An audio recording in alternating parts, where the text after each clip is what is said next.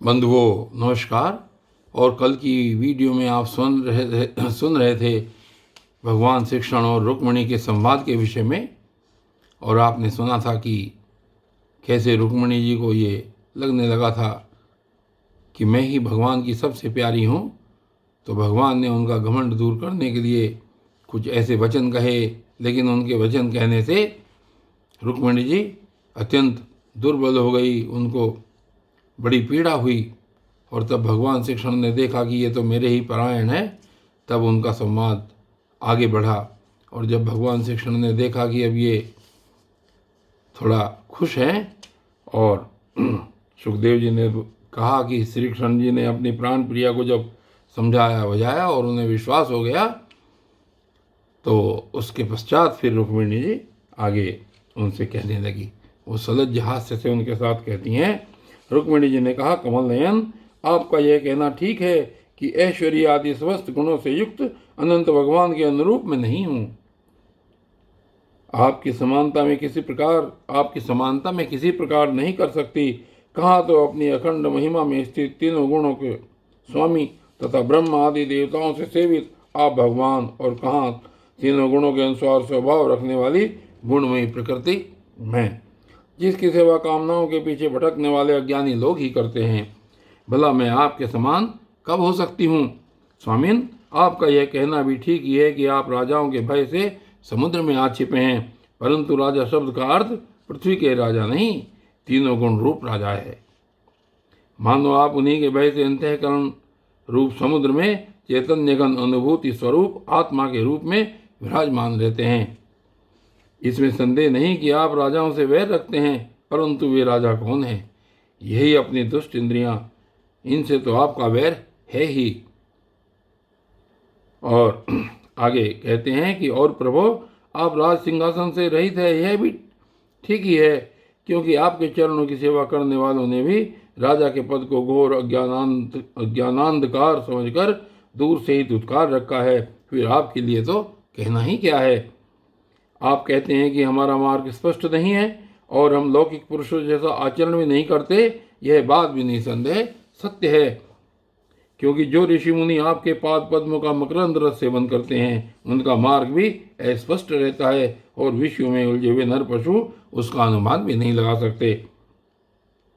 और हे अनंत, आपके मार्ग पर चलने वाले आपके भक्तों की भी चेष्टाएं जब प्राय अलौकिक ही होती हैं, तब समस्त शक्तियों और ऐश्वर्यों के आश्रय आपकी चेष्टाएं अलौकिक हों तो इसमें कहना ही क्या है। आपने अपने को अकिंचन बतलाया है, परंतु आपकी अकिंचनता दरिद्रता नहीं है। इसका अर्थ यह है कि आपके अतिरिक्त और कोई वस्तु न होने के कारण आप ही सब कुछ हैं। आपके पास रखने के लिए कुछ नहीं है, परंतु जिन ब्रह्मा आदि देवताओं की पूजा सब लोग करते हैं, भेंट देते हैं, वही लोग आपकी पूजा करते रहते हैं। इस तरीके से जितने अवगुण भगवान ने अपने बताए थे, रुक्मिणी जी ने सबको उनकी विशेषताएं बताकर और भगवान श्री कृष्ण को ये बातें बताई कि आप वास्तव में जो कह रहे थे वो ठीक ही था। और आगे कहती हैं रुक्मिणी जी कि आपका यह कहना भी सर्वथा उचित है कि धनाढ्य लोग मेरा भजन नहीं करते। तो कहती हैं कि जो लोग अपनी धनाढ्यता के अभिमान से अंधे हो रहे हैं और इंद्रियों को तृप्त करने में ही लगे हैं, वे न तो आपका भजन सेवा नहीं करते हैं और न तो यह जानते हैं कि आप मृत्यु के रूप में उनके सिर पर सवार हैं। जगत में जीव के लिए जितने भी वांछनीय पदार्थ हैं, धर्म, अर्थ, काम, मोक्ष, उन सब के रूप में आप ही प्रकट हैं। आप समस्त वृत्तियों, प्रवृत्तियों, साधनों, सिद्धियों और साध्यों के फल स्वरूप हैं। विचारशील पुरुष आपको प्राप्त करने के लिए सब कुछ छोड़ देते हैं। भगवान, उन्हीं विवेकी पुरुषों का आपके साथ संबंध होना चाहिए। जो लोग स्त्री पुरुष के सहवास से प्राप्त होने वाले सुख या दुख के वशीभूत हैं, वे कदापि आपका संबंध प्राप्त करने के योग्य नहीं हैं। यह ठीक है कि भिक्षुकों ने आपकी प्रशंसा की, परंतु किन भिक्षुकों ने, कौन से भिक्षुकों ने की? जैसा जैसा भगवान श्री कृष्ण ने कहा था, उनके एक एक शब्द को पकड़ लिया रुक्मिणी जी ने, और उसका उन्होंने ऐसा अर्थ बतलाया कि वो सभी बातें सही थी। कहते हैं कि किन भिक्षुकों ने आपकी प्रशंसा की? उन परम शांत सन्यासी महात्माओं ने आपकी महिमा और प्रभाव का वर्णन किया है, जिन्होंने अपराधी से अपराधी व्यक्ति को भी दंड न देने का निश्चय कर लिया है। मैंने अदूरदर्शिता से नहीं, इस बात को समझते हुए आपको वर्णन किया है कि आप सारे जगत के आत्मा हैं और अपने प्रेमियों को आत्मदान करते हैं। मैंने जानबूझकर उन ब्रह्मा और देवराज इंद्र आदि को भी इसलिए परित्याग कर दिया कि आपकी भुवों के इशारे से पैदा होने वाला काल अपने वेग से उनकी अभिलाषाओं पर पानी फेर देता है। फिर दूसरों की शिशुपाल, दंतवक्र या जरासंध की तो बात ही क्या है। सर्वेश्वरार्य पुत्र, आपकी यह बात किसी प्रकार युक्ति संगत नहीं मालूम होती कि आप राजाओं से भयभीत होकर समुद्र में आ बसे हैं, क्योंकि आपने केवल अपने शांग्र धनुष के टंकार से मेरे विवाह के समय आए हुए समस्त राजाओं को भगाकर अपने चरणों में समर्पित मुझ दासी को उसी प्रकार हरण कर लिया जैसे सिंह अपनी कर्कश ध्वनि से वन पशुओं को भगाकर अपना भाग ले जाए। कमल नयन, आप कैसे कहते हैं कि जो मेरा अनुसरण करता है उसे प्राय कष्ट उठाना ही पड़ता है? प्राचीन काल के अंग, पृथु, भरत, ययाति और गय आदि जो बड़े बड़े राजेश्वर अपना अपना एक छत्र साम्राज्य छोड़कर आपको पाने की अभिलाषा से तपस्या करने वन में चले गए थे, वे आपके मार्ग का अनुसरण करने के कारण क्या किसी प्रकार का कष्ट उठा रहे हैं? आप कहते हैं कि तुम और किसी राजकुमार का वर्ण कर लो। भगवान, आप समस्त गुणों के एकमात्र आश्रय हैं। बड़े बड़े संत आपके चरण कमलों की सुगंध का बखान करते हैं। उसका आश्रय लेने मात्र से लोग संसार के पाप ताप से मुक्त हो जाते हैं। लक्ष्मी सर्वदा उन्हीं में निवास करती है। फिर आप बतलाइए कि अपने स्वार्थ और परमार्थ को भली भांति समझने वाली ऐसी कौन सी स्त्री है जिसे एक बार उन चरण कमलों की सुगंध सूंघने को मिल जाए और फिर वह उनका तिरस्कार करके ऐसे लोगों को वर्ण करे जो सदा मृत्यु, रोग, जन्म, जरा आदि भयों से युक्त हैं। कोई भी बुद्धिमती स्त्री ऐसा नहीं कर सकती। प्रभु, आप सारे जगत के एकमात्र स्वामी हैं। आप ही इस लोक और परलोक में समस्त आशाओं को पूर्ण करने वाले एवं आत्मा हैं। मैंने आपको अपना अनुरूप समझकर ही वर्ण किया है।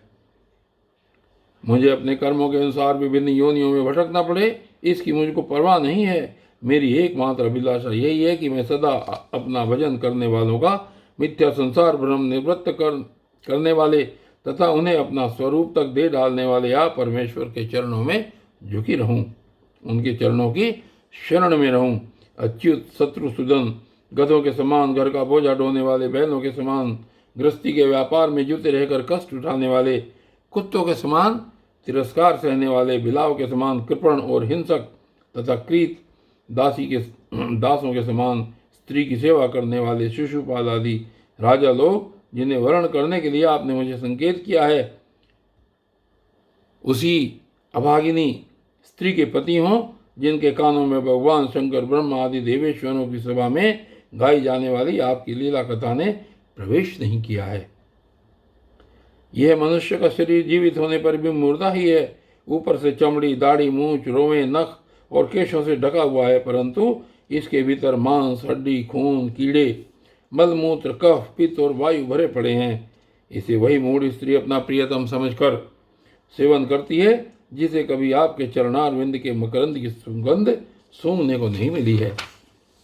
कमल नयन, आप आत्मा नाम हैं, मैं सुंदरी अथवा गुणवती हूँ, इन बातों पर आपकी दृष्टि नहीं जाती। अतः आपका उदासीन रहना स्वाभाविक है।